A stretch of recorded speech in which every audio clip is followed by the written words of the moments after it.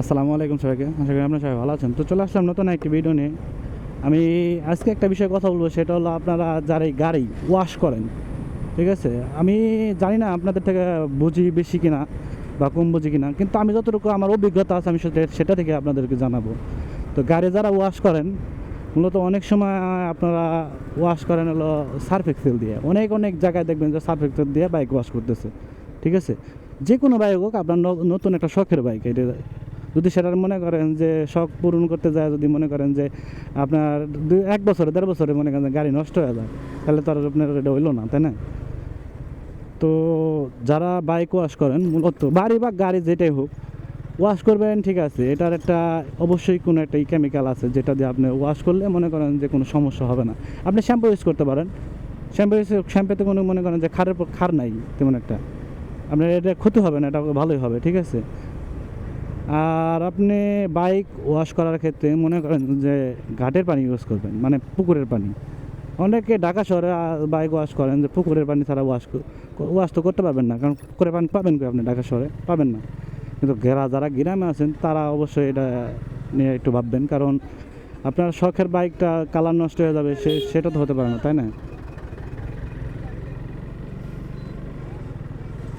শখের বাইকের মনে করেন যে কালার নষ্ট হয়ে গেছে শখের বাইকের, তাহলে খারাপ দেখা যায়। আপনি 2 বছর গাড়ি চালাইছেন, আপনার কালার মনে করেন যে ডিসকালার হয়ে গেছে। আপনারা অনেকে মনে করেন সিরামিক কোটিং করে, পলি করে, কোনোটাই লাভ হইব না, বুঝেন নাই? এই জন্য সবাই চেষ্টা করবেন ভাই এই মনে করেন যে পুকুরে পানি দিয়ে ধুতে, কারণ বাইক যদি পুকুরে পানি দিয়ে ধন, সেক্ষেত্রে আপনার গাড়ির মনে করেন যে সাইলেন্সারে কোনো কালার বা রেড কালার কোনো কিছু আসবে না, বুঝছেন? রেড কালার কোনো কিছু আসবে না, মানে যে আয়রনের একটা কালার আছে যেটা পুইরা মনে করেন যে খুব বাজে একটা মনে করেন যে কালার হয়ে যায়। আমি যদি আপনাদের সাইলেন্সার দেখাতে পারতাম তাহলে বুঝতে পারতেন। তো আমি ভুলটা করছিলাম যে দিয়া মনে করেন যে বাইক ওয়াশ করছিলাম। তো সেক্ষেত্রে মনে করেন যা আমার একটা বিরাট ধরনের ঘাবলা ফেস করতে হইতেছে ইদানিং, মনে করেন যে বাইকের কালার একটু উঠে যাওয়ার মতো অবস্থা। আর মনে করেন যে ইঞ্জিন গরম থাকা অবস্থায় কেউ আবার ওয়াশ করেন না, বুঝছেন? আমি যেটা বলতে চাইতেছি, ইঞ্জিন গরম থাকা ওয়াশ করলেও সেক্ষেত্রেও আপনার বাইকের ক্ষতি হতে পারে, ঠিক আছে? ক্ষতি বলতে কি, আপনি যা ওয়াশ গরম 50 কিলো চালাচ্ছেন, 20 কিলো চালাইছেন, ইঞ্জিন তো তখন গরম। আপনি যখনই মনে করেন যে পানি দিবেন তখনই আপনার বাইকের মনে করেন যে ইঞ্জিনের ভিতরে যে একটা থাকে, তখন দেখবেন যে আপনার শব্দ অন্য ধরনের হয়ে যাবে। কারণ গরম অবস্থায় যদি ঠান্ডা ডাইরেক্ট বেশি মারেন, তাহলে তো মনে করেন যে একটু ক্ষতি হইবই, তাই না? এটা তো মানুষের শরীরেও বোঝা যায়, এমনকি যে কোনো জায়গায় বোঝা যায়, ঠিক আছে? তো এই হলো দুইটা। আর মনে করেন যে সবাই পারলে মনে করেন যে চেনটা যদি ওয়াশ করতে হয়, তাহলে মনে করেন যে পরিষ্কার করে চেনে যে অয়েলগুলো দেয় ওইগুলো দিবেন, অন্য কিছু দেন না। যদি করেন যে মোবাইল দিবেন, মোবাইল দিলে আপনার চেন শেষ। মোবাইল দিবেন, অন্য কোনো কিছুতেই মনে করেন যে টিকবো না। হ্যাঁ, তো আমার পরিচিত লোক, কথা বল। তো আপনার যেটা বলতেছিলাম, যে চেনে আপনারা মোবাইল দেন, অনেকে নারকেল তেল দেন, অনেকে অনেক কিছু দেন, কিন্তু এইটার কারণে আপনার চেন সেট দ্রুত চলে যাবে। আপনার মনে করেন যে অর্ধেক চালাতে পারবেন কিনা সন্দেহ। কারণ আমি সেই বলটাই করছিলাম, আপনার চেনে আমি মনে করেন নিজের বাড়ির মোবাইল দিতাম, আর যে মোবাইল নিয়ে আসতাম না, এই যে গাড়ি চেঞ্জ করে, মানে গাড়ি চেঞ্জ করে 1 বোতল নিয়ে আসতাম মাঝে মধ্যে, যে ভাই এ দেন, আমার এটা দিয়ে দেন। তো দেয়া দিলে পারে মনে করেন যে ওই মোবাইল ওয়াশের পরে দিতাম। এই জন্য মনে করেন যে আমার চেনটা একটু দ্রুত গেছে, তাছাড়া চেন দ্রুত যাইতো না। তারপরে 24,000 কিলো চালাইছে আলহামদুলিল্লাহ, এটা নিয়ে মনে করেন আক্ষেপ নাই। আক্ষেপ থাকতো যদি মনে করেন যে কম চালাইতাম, তাহলে আক্ষেপ থাকতো। তো এমন একটা রাস্তায় ঢুকছি।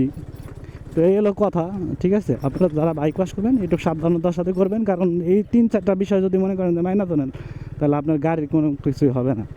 আর আমি মনে করেন 2 বছর পর মনে করেন যে দিন আমি করি নাই, আমার গাড়ির যদিও 3 বছর হয়ে গেছে, কালারটা একটু ঠিক আছে হালকা। তো ভাবতেছি যে সামনে হয়তো 2-1 মাসের ভিতরে আমি মনে করেন যে সিনেমা কোটিং করে ফেলাম। তো কোটিং করলে মনে করেন যে আমি চাইছিলাম পলি করতে, কিন্তু পলি করলে মনে করেন যে বাইকের ভিতরের যে কালার ওইটাই থাকে। ওইটা যদি নতুন অবস্থায় করতাম তাহলে ঠিক আছিল, কিন্তু যদি পুরানো হয়ে গেছে গাড়ি, এখন যদি আমি এই পলি করি, তাহলে আমার গাড়ি তো পুরানি দেখা যাবো, চকচকা দেখা যাবো না। অনেকে ভাবে যে পলি করলে মনে হয় বাইক চকচকা দেখা যাবো, আসলে ভাই পলিটা সিফটের জন্য, ঠিক আছে? আপনার যা কালার আছে ওইটার উপরে মনে করেন যে মেকআপ করে দিলেই, মেকআপ করে হালকা একটু সুন্দর লাগতে পারে। তো এই পলি আর মনে করেন যে মেয়েদের মেকআপ সেম, ঠিক আছে?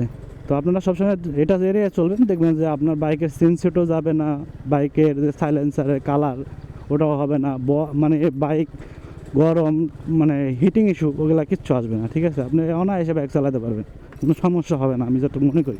ঠিক আছে? এগুলো আপনাদের বাইকের ওয়াশের বিষয়ে একটু জানালাম।